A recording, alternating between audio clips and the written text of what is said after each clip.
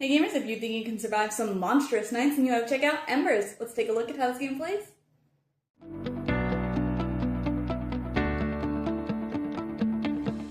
In this game, players are trying to survive through various monster attacks on multiple nights. They'll start out with 4 heroes around the fire. There are 8 spaces around the fire, but they will start out in these 4 spots here, and they'll have another hero available in their tent that they might be able to use later, and they'll also start with 1 of the fire cards in their forage pile. Each turn will begin with the player putting out monster cards equal to the number of heroes that they have out, and this card will determine where the monster will go. So I will put this monster here. This one's going to go up here. This one would go in that top slot, but monsters do have movement and they don't want to be starting in a spot with a hero. So he will move up to his maximum movement, which is 3, or until he finds a blank space. So he will stop there. And then this one will also go in this spot, so they will stack there. Then players will take 2 actions per hero. Before that, the top card of the fire deck will also have an event at the bottom, which players will have to honor throughout the duration of the round.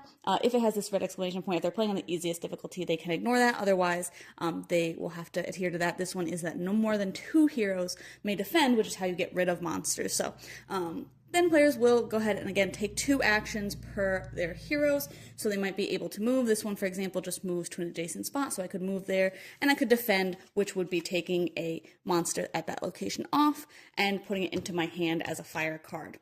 I'll do the rest of my actions. Let's say that maybe I forage, which will take things out of the forage pile. Maybe I was able to move somebody else over here and defend one of these, and let's say I promoted this person.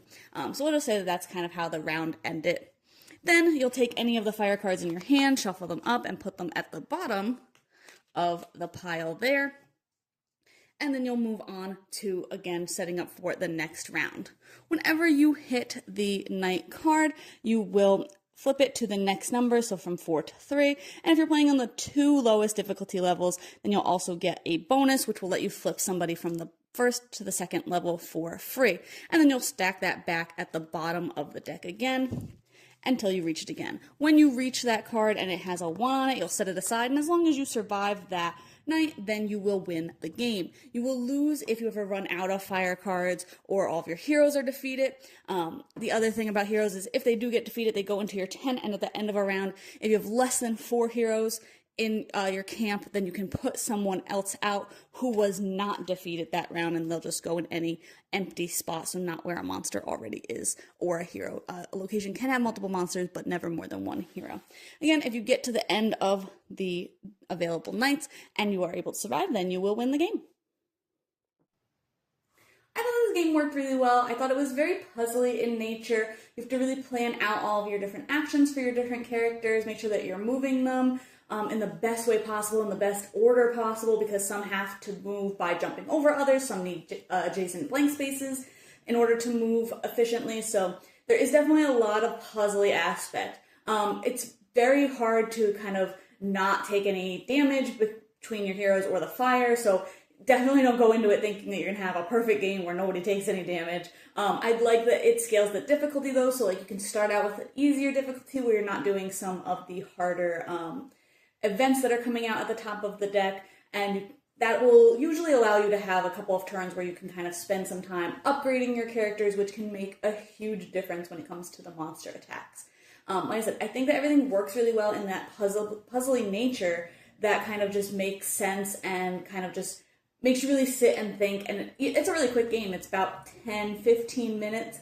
Maybe your first one might be a little bit longer as you're kind of learning how that puzzle sort of works. But overall, it's really quick, but I think it gives you a lot to think about. It gives you a lot of player agency, which I like.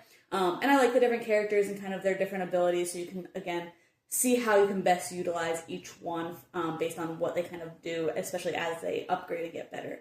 But if you're somebody who likes solo games, likes a puzzly game, I'm not sure I would compare it directly to Rogue, which is another button try game, but I just felt that puzzle from both of them, which I really like about a solo game. So if you like that, you might like this. If you just like puzzly solo, don't take up a lot of room on the table, games that are pretty quick to play, then you might like this one. But you can check my full thoughts on the blog today to decide if this one's for you.